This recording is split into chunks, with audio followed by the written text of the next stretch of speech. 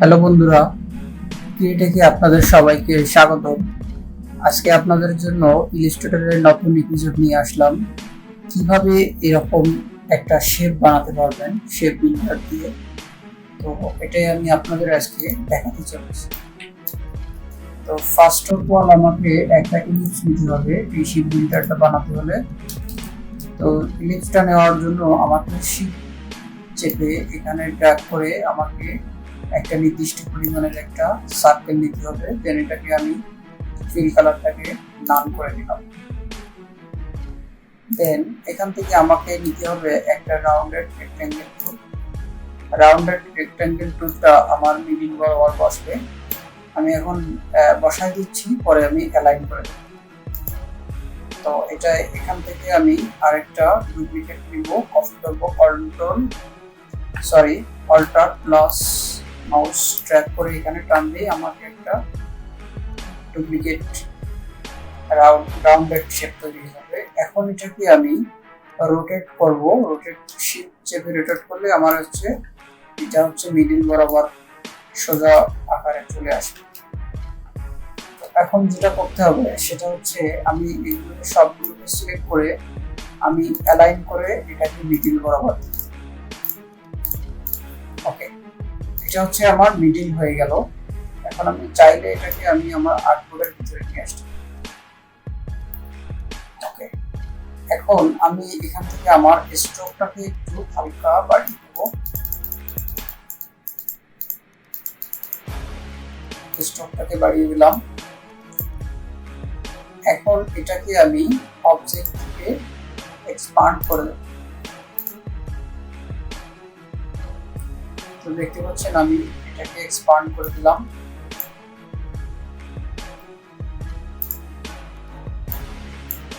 এটাকে আমি এক্সপান্ড করে দিলাম।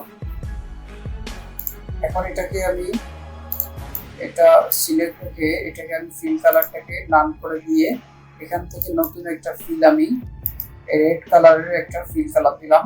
দেন এখান থেকে স্ট্রোকটা একটু হালকা বাড়িয়ে দিলাম।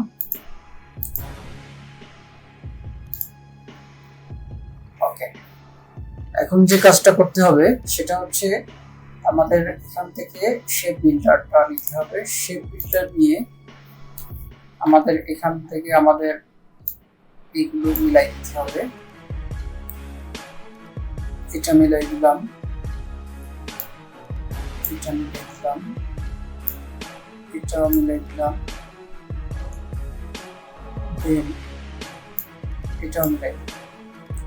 ওকে, এটা মিলানোর পরে আমাদের এই সাইডটাকেও একটু মিলাই দিতে হবে। এই বরাবর এটা দিয়ে দিলাম, এখান থেকেও এই বরাবর দিয়ে দিলাম। সবগুলো নিয়ে এইভাবে সাইড দিয়ে ট্র্যাক করে নিয়ে ছেড়ে দিলাম। ওকে, এখন আমাকে আর একটা কাজ করতে হবে, সেটা হচ্ছে আমি মিডিলটাকে আমাকে করে দিতে হবে। মিডিলটা এখান থেকে করে দিলাম। মিডিলটা দেওয়ার পরে এটাও দিতে হবে, এটাকেও করে দিতে হবে। সাইড দিয়ে ওকে, এটা আমি সবগুলোই আমার শেপ বিল্ডার দিয়ে আমি এখান থেকে আমার এগুলো দিয়ে আমি ম্যাচ করে নিলাম। এখন যেটা করতে হবে সেটা হচ্ছে আমাকে লাইট পেইন্ট বাকেটের যেতে হবে। শর্টকাট হচ্ছে কে। তো বাকেটের কাজটা হচ্ছে মূলত এখানে আমি কালারটা দিতে পারবো, আমি যে কালারটা চাচ্ছি। এখানে দেখতে পাচ্ছেন আমি মাউসটা নাড়ানোর সাথে সাথে আমার এখানে তিনটা কালার অ্যাপ্লাই হয়ে গেছে। তো তিনটা কালারের ভিতরে আমার এখানে মিডিলে যে কালারটা দেখতে পাচ্ছেন যেটা আসতেছে, আমি অ্যারো চাপলে আমি যেখানে ক্লিক করব ঠিক এই মিডিলের কালারটাই কিন্তু আমার এখানে সিলেক্ট হয়ে যাবে। তো দেখতে পাচ্ছেন আমি একটা কালার এখান থেকে নেওয়ার চেষ্টা করতেছি।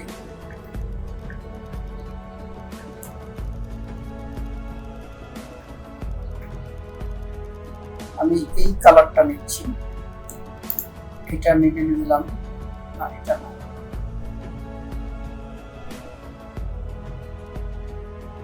আমি এই কালারটা নিচ্ছি, এই কালারটা দিচ্ছি এটা এখানে নিচ্ছি, এখানে আমি চারি সাইড দিয়ে আমার এই কালারটা অ্যাপ্লাই করে দিচ্ছি। আপনারাও সুন্দর করে আমারটা দেখে আপনারা সুন্দর করে করতে পারবেন। ওকে,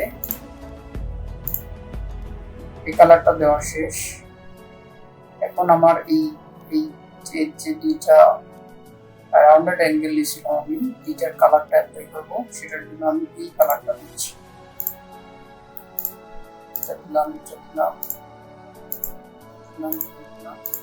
ওকে, এখন আমি এই যে ইলিপসের যে সার্কেলটা আছে, এই সার্কেলে একটা কালার অ্যাপ্লাই করবো। সেই কালারটা আমি দিতে যাচ্ছি ঠিক এরকম একটা কালার।